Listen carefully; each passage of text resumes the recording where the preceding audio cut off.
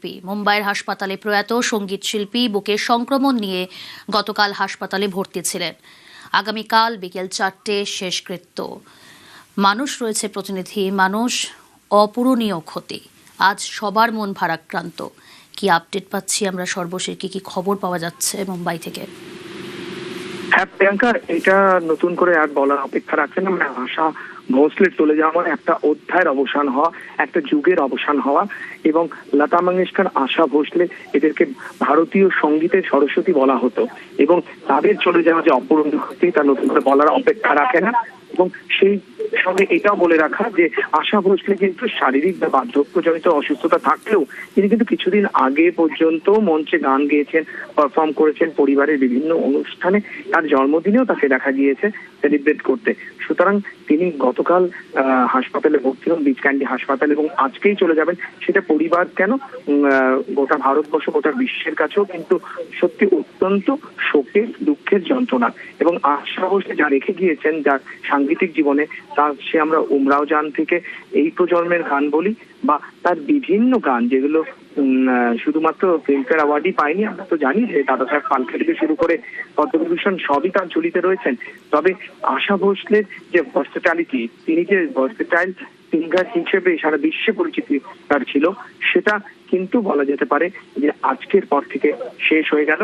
তবে তিনি যে সমস্ত গান রেখে গিয়েছেন সেগুলোকে আর্কাইভ বা প্রিজার্ভ করাই কিন্তু পরবর্তী প্রজন্মের কাজ। কারণ আশা ভোঁসলের সেই 10 বছর বয়স থেকে তিনি যে সমস্ত গান গেয়েছেন, 1943 সাল থেকে তিনি গান 8 দশক ধরে গান গাইছেন, সেই সমস্ত গানের সংরক্ষণ হোক, সেটাই কিন্তু এই মুহূর্তে সঙ্গীত জগতে বিশিষ্টরা বলছেন। যে আশাজির পুরনো গান, আশাজির গাওয়া অনেক এমন গান রয়েছে যেগুলো সত্যি হয়তো আজকে পাওয়া দুষ্কর।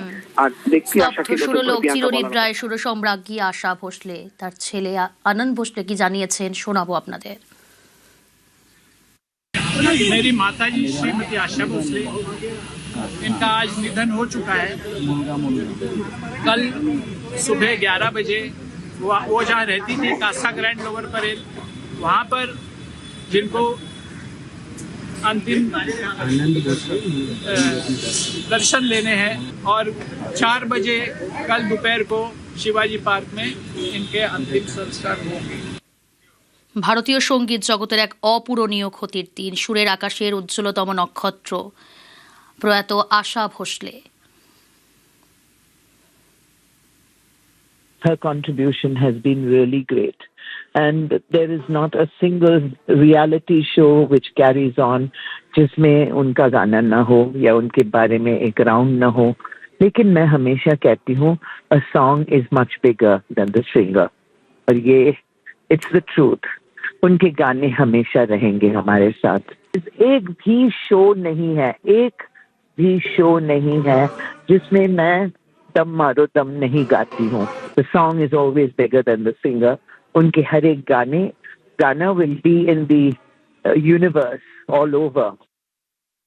बहुत बहुत दिल दुख रहा है, बहुत दिल दुख रहा है। ये तो डायमंड्स हैं हमारे इंडस्ट्री के। इनका कोई भी बदल नहीं है। Nowadays we are getting so many bad news about हमारे फिल्म इंडस्ट्री के कई कलाकार जा रहे हैं। इस वेरी दुख की बात है।